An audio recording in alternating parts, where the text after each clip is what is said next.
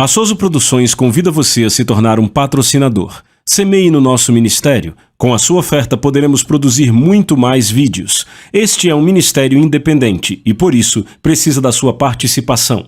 Inscreva-se no canal e compartilhe os vídeos. Seja um multiplicador desta visão.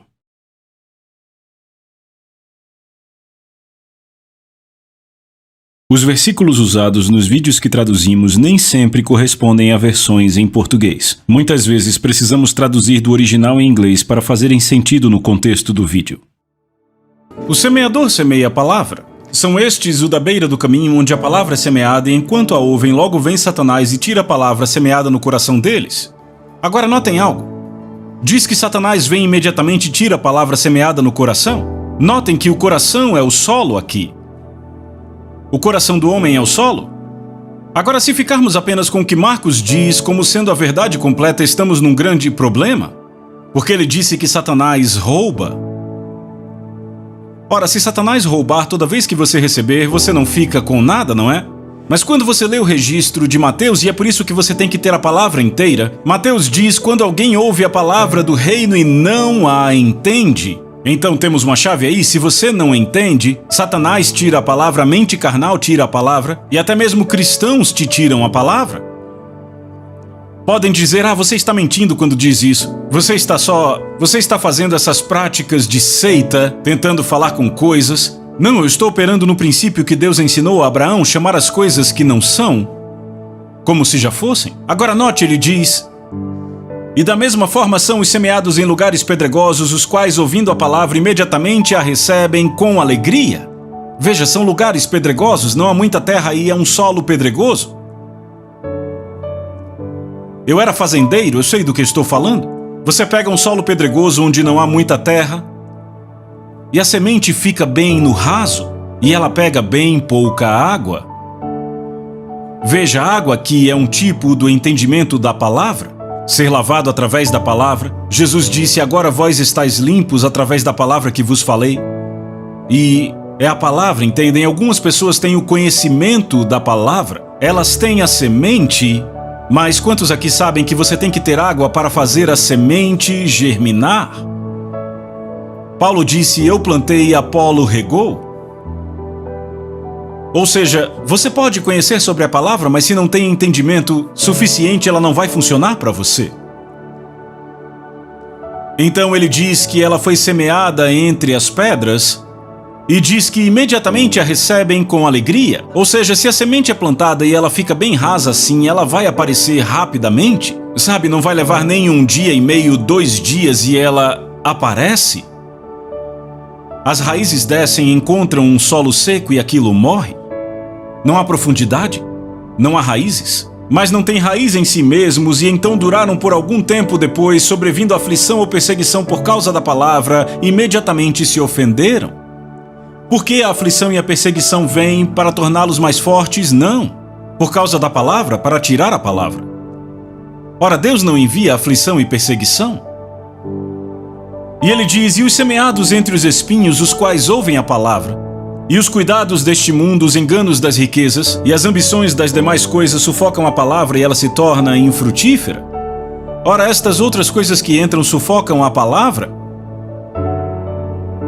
Notem que não conseguem sufocar a palavra se não entrarem. Agora você entende porque Jesus disse: não vos inquieteis dizendo? Veja, os cuidados deste mundo, os enganos das riquezas, as ambições das demais coisas, os cuidados deste mundo. O que vamos fazer com esses juros tão altos? O que vamos fazer com o preço da gasolina como está? Eu sei o que vamos fazer, vamos dar e nos será dado, teremos abundância e não falta, e pagar a gasolina vai ser tão fácil quanto sempre foi. Porque o meu Deus, segundo a sua riqueza em glória, supre cada uma das minhas necessidades em Cristo. Então, tudo isso entra e sufoca a palavra? Não consegue sufocar se não entrar? E como é que entra? Você se inquieta dizendo: o que é que vamos fazer? Eu ouço gente dizer: já estou vendo. Esse ano a gente não vai conseguir.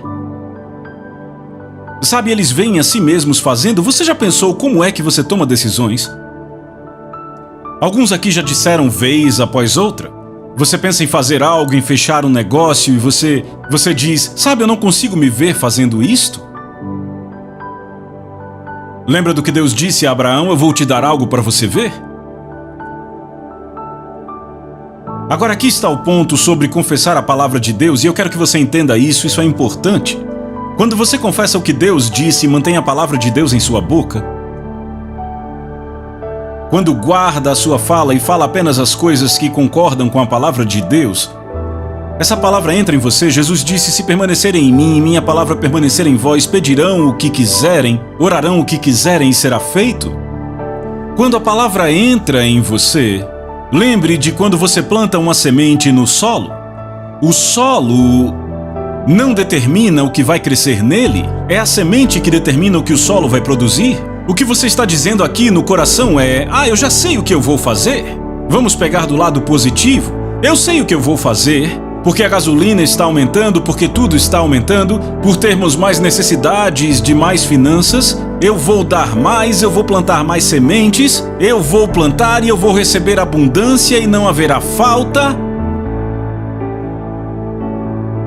Agora, imagens são criadas com palavras. Quando você começa a dizer, eu terei abundância e não falta, meu Deus suprirá minhas necessidades. E pessoal, eu sei porque quando eu era fazendeiro e eu estava numa situação ruim, eu não conseguia dinheiro para cultivar mais no ano seguinte. Mas aquele livreto que eu escrevi, O Poder Criativo de Deus Funcionará para Você, era um monte de anotações. Eu tinha anotado várias escrituras e feito confissões delas. Eu andei para trás do meu celeiro e comecei a confessar, eu tenho abundância e não tenho falta. Meu Deus supre minhas necessidades em riqueza e glória. Ora, o que eu fiz durante um período de tempo, eu coloquei aquilo dentro de mim e uma vez que a palavra permaneceu em mim, aquela palavra dentro de mim, no meu coração, ela passou a demandar do solo do meu coração, encontre uma forma de fazer isto acontecer. Agora, uma vez que você fez isto, não há mais nenhuma luta com a fé. Você não precisa mais orar ou jejuar para que o solo saiba o que fazer com aquela semente para que ela apareça. Ele sabe o que fazer. A semente determina o que é que vai nascer. Quando você confessa a palavra de Deus e a estabelece, Jó disse, decrete uma coisa e será estabelecida para você e a luz brilhará no seu caminho. O espírito do homem é a lâmpada do Senhor, o que significa que o espírito humano é a luz que Deus usa para te iluminar. Davi disse, a entrada das tuas palavras traz luz. Agora, quando eu confesso o que Deus disse, quando eu proclamo abundância e não falta, isso entra no meu espírito, está no meu coração e na minha boca. Eu tenho fé como uma semente e eu disse, a semente faz uma demanda ao solo. O solo não tem escolha a não ser buscar nas avenidas da sabedoria de Deus dia e noite. Enquanto eu estou dormindo, meu espírito está buscando nas avenidas de Deus sabedoria para achar um caminho para que eu esteja no lugar certo, na hora certa, para o que eu estou dizendo que vai acontecer. E então isso tira o esforço da fé. Você não tem que lutar com a fé. A fé é a substância desta coisa. Se a palavra permanece em você, a fé está aí. E se a fé está aí, você tem o que pediu. Você já tem. Aquele que crê tem. Pode ser que ainda não tenha se manifestado. Mas você será guiado pelo Espírito para estar no lugar certo, na hora certa, na situação certa, para fazer acontecer. Sabe, eu poderia contar histórias verdadeiras que aconteceram nos últimos 25 anos, só por eu ter usado estes princípios. Eu comprei um pedaço de terra uma vez em New Odessa, Texas. Paguei $3.000 o acre, peguei dinheiro de um financiamento na rodovia Interstate 20 e mantive ele por alguns anos. Isso foi lá atrás, quando a taxa de juros chegou a 18%. E eu vou dizer, sabe, eu queria me livrar daquela coisa. E, finalmente, um amigo meu, John Ney, estava comigo um ano no acampamento em Tulsa. Eu disse, vem comigo. E ele disse, vamos para onde? Eu disse, Nova Odessa, Texas. Para quê? Para eu falar com um pedaço de terra? Já está na hora de vendê-lo? Eu fui lá e falei com ele, peguei um pouco de terra e falei com aquela terra. Eu declaro você vendida em nome de Jesus e espalhei ela. Bem, eu queria dizer que vendeu no outro dia, mas não. Isto foi em julho e no ano seguinte, em junho, eu vendi a propriedade por $21.000 o acre. Eu paguei 3.000.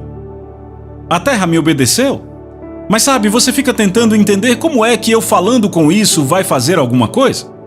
E aí você entra na coisa de racionalizar e a sua mente carnal te convence que não. Por isso Paulo disse: o pendor da carne é inimizade contra Deus, pois não está sujeito à lei de Deus, nem pode estar.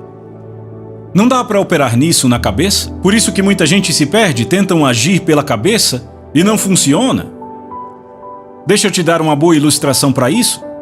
Aqui mesmo nesse prédio existe um botão que é o termostato. Será que é ali que o termostato fica? O termostato fica ali na parede? Agora, aquele termostato é conectado à central? Aquele termostato apenas define o que queremos? Você não aquece nem esfria esse prédio com um termostato se não estiver ligado na central? É por isso que você não pode operar a lei da fé na sua cabeça. A fé opera no coração. Imagine, um homem vem do interior, sabe? Ele é um ermitão, vive na floresta, ele vem à cidade algumas vezes para fazer compras.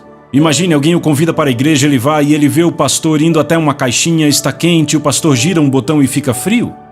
E ele diz: que caixa é essa onde você mexeu? Ah, é o termostato? E onde é que eu consigo uma? Você entende o que ele pensa? Ele vai comprar uma daquelas, depois da igreja vai colocar na sua casinha na floresta. Você pode até rir, mas muita gente tenta isto, tentam operar nessa mensagem da fé com a cabeça, não está no coração. Eles apenas falam porque ouviram outros falarem. Eles não creem nisso.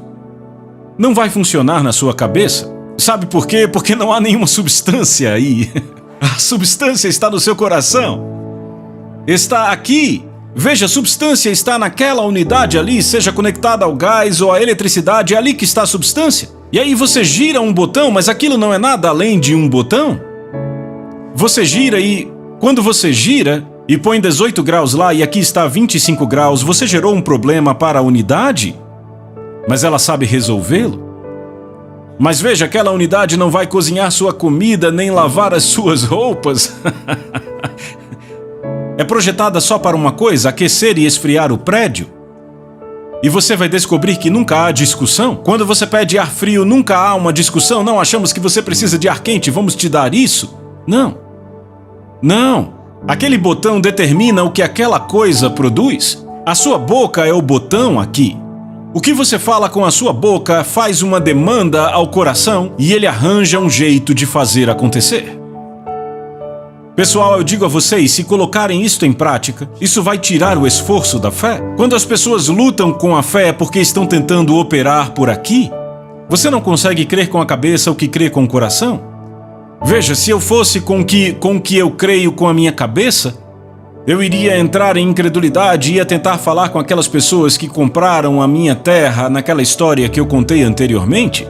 Se eu tivesse feito isso, teria perdido o negócio e a coisa toda se desmancharia. Por quê? Porque não estava plenamente convicto? Veja, a fé tem ações correspondentes, mas às vezes, quando você já fez o que a palavra diz, a ação correspondente é não fazer mais nada? Apenas descanse no que você já falou? Deixa eu te mostrar um exemplo disso. Em Marcos, no capítulo 5, nos é dito que Jairo era o principal da sinagoga. E ele foi a Jesus e disse: Senhor, minha filhinha jaz à beira da morte, rogo-te venhas e lhe imponhas as mãos, e ela, para que ela impõe as mãos sobre ela, ela será curada e viverá? Ora, ele estava em fé, não estava? É uma declaração de fé. E Jesus simplesmente começou a andar no meio da multidão indo para a casa de Jairo. E então, a mulher com fluxo de sangue apareceu. Veja, ela tinha ouvido sobre Jesus e veja ela pondo a lei da fé em movimento. Ela ouviu sobre Jesus e ela disse, ela teve a fé como uma semente. Ela disse: quando eu tocar suas vestes, eu terei a saúde restaurada. Deixa eu mostrar por que sabemos que ela teve a fé bíblica. Ela não cria apenas no que tinha acontecido com os outros, ela tinha fé bíblica. Porque no livro de Números, Deus disse ao seu povo que fizessem franjas na bainha das suas roupas para representar a aliança de Deus. Ela disse: quando eu tocar a borda que representa a aliança de Deus, eu vou receber a minha cura. Ora, a versão ampliada diz que ela continuamente dizia durante todo o caminho, ela estava se acotovelando pelo meio da multidão, perceba, ela estava pondo sua vida em risco. Era uma ofensa capital sair em público na condição dela, e a pessoa que tinha o poder de levá-la à morte, de apedrejá-la até a morte pelo que ela estava fazendo, estava bem do lado de Jesus, Jairo, o principal da sinagoga. Foi por isso que ela se arrastou por trás de Jesus. Ela não queria que ele soubesse que ela estava lá, ela se espremeu no meio da multidão, chegou até ele e tocou na borda da sua veste. E o poder de Deus fluiu para fora dele, e ele disse: alguém me tocou? E disseram: a multidão te aperta. Sabe, tinha muita gente tocando ele ali. Tinha gente que tocava nele para ver se saía alguma faísca. Nada acontecia a eles. Nada acontecia com eles. Mas ela disse: quando eu tocar suas vestes, ela estabeleceu um ponto de contato. Quando eu tocar suas vestes, eu terei a saúde restaurada. Aquela mulher tinha gastado todo o seu dinheiro e não melhorava, só piorava por 12 anos. Isso te dá uma imagem ruim, não é? Ela tinha uma imagem de piora. Sabe como ela mudou isso? Ela disse: quando eu tocar suas vestes, serei curada. E alguém pode dizer: foi Jesus que a curou? Não, não foi. Jesus nem sabia que ela estava lá. Jesus se virou e disse: filha, a tua fé te curou. Foi a fé dela que a curou. Veja, ela disse. Entenda, ela não podia ler Marcos 11, 23. Não havia sido escrito. Eu não sei como ela sabia daquilo. Mas graças a Deus ela sabia, não é? Então ela foi curada e liberta? Sabe, eu lembro do Oral Roberts falando disso. Eu estava num dos seus encontros lá na década de 50. Em Little, Arkansas, e ele foi a primeira pessoa que eu ouvi dizer, quando ele orava por pessoas, dizia: toque o assento, toque o encosto do assento à sua frente, como ponto de contato para liberar sua fé. Foi o que a mulher fez. Ela disse: quando eu tocar suas vestes, eu serei curada. Era o ponto de contato dela. É assim que vou liberar minha fé, é assim que vou receber minha cura. E veja, a unção estava sobre Jesus. Pedro disse como Deus ungiu a Jesus de Nazaré, que andou por toda parte fazendo o bem e curando a todos os oprimidos do diabo. Ou seja, doença e enfermidade é a opressão do diabo. E então, ele andou por toda parte curando todos os oprimidos do diabo. A unção estava sobre Jesus, mas a fé dela puxou a unção dele quando ele nem sabia que ela estava lá. Entenda, Jesus nem ligou nem desligou. E aí no capítulo 6 de Marcos você vê que em sua própria cidade natal ele não pôde fazer muitos milagres por causa da incredulidade. Não acreditavam que ele era ungido. Acreditavam que ele era um carpinteiro. Diziam: ele é um carpinteiro, não faz muito tempo vimos ele trabalhando. Ele não pode ser ungido. É impressionante o que as pessoas pensam sobre a unção. Sabe, aqui em England, Arkansas, eu costumava dirigir um Columbine, um trator, ainda dirijo às vezes. E um garotinho da escola dominical, eu vim pilotando o avião, pousei no aeroporto, desci do avião e ele disse: eu não sabia que os pregadores podiam pilotar. Sabe? E talvez alguém pense: ele não pode ser ungido, ele dirige um trator. Sabe, é impressionante o que as pessoas pensam. Mas vocês veem, ele não pôde ali fazer nenhum milagre. Uma tradução diz que ele tentou, mas não pôde. Por que não acreditavam?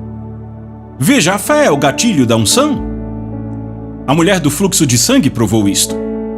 O Oral Roberts estava contando uma história sobre isto e eu ouvi ele contando numa fita. Foi no começo da década de 60. Uma senhora toda atrofiada com artrite. Ela era idosa e ela o estava ouvindo pelo rádio. E você lembra que ele dizia: eu orarei a oração da fé? No final do programa ele dizia: põe suas mãos sobre o rádio como ponto de contato, eu farei a oração da fé e Deus vai te curar. Bem, aquela senhora, ela estava sentada à mesa e o rádio estava do outro lado da sala, no móvel. Bem, ele já tinha começado a orar. Faltava cerca de 1 minuto para o final do programa. E na pressa para chegar até o rádio e pôr suas mãos sobre ele por causa da oração, na correria ela tropeçou e caiu, e ela estava muito mal com a artrite e ela caiu contra o refrigerador. E ele ia acabar a oração e ela clamou e disse: querido Senhor Jesus, que esse refrigerador seja o meu ponto de contato. Então ela se esticou, tocou o refrigerador, o poder de Deus veio sobre ela, ela se levantou e dançou por toda a sala, curada pelo poder de Deus. Agora, você sabe que não havia poder naquele refrigerador para curá-la? Se houvesse, ela seria curada quando fosse pegar os ovos? Foi um ponto de contato para liberar a sua fé, entende? E é isso que precisamos entender, que é a liberação da fé na unção. Ela sabia que ele era ungido. Não é que qualquer homem vai curar você. Eu já ministrei aqui sobre imposição de mãos e eu quero ministrar de novo. Tem mais uma última passagem que eu quero ler antes de ministrarmos aos que precisam. Fica em Lucas capítulo 13, eu quero que você abra na sua Bíblia. Lucas capítulo 13, verso 10, falando de Jesus, diz: e ele ensinava em uma das sinagogas e era sábado. Quando se estuda o ministério de Jesus, se vê que ele arranjava problema todo sábado.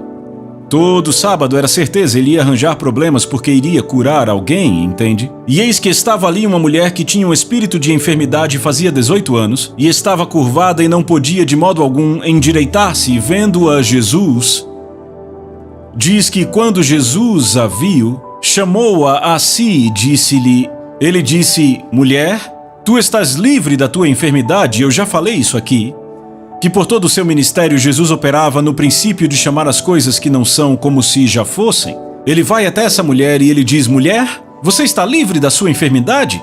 Mas ela não melhorou. Ela continuou encurvada como sempre esteve, não melhorou nada. Mas aí ele impôs as mãos sobre ela. Instantaneamente, ela foi curada. Ele colocou as mãos sobre ela e imediatamente ela se endireitou e glorificava a Deus. Evidentemente, essa mulher acreditava na imposição de mãos. Provavelmente ela disse: se ele me tocar, provavelmente ouviu todo mundo na multidão que o tocou ou que ele tocou foi curado. Veja, ele falou com ela, eu lembro no capítulo 8 do Evangelho de Mateus, o centurião disse: você não precisa vir à minha casa e tocar o meu servo, apenas fale e ele será curado. E o servo foi curado.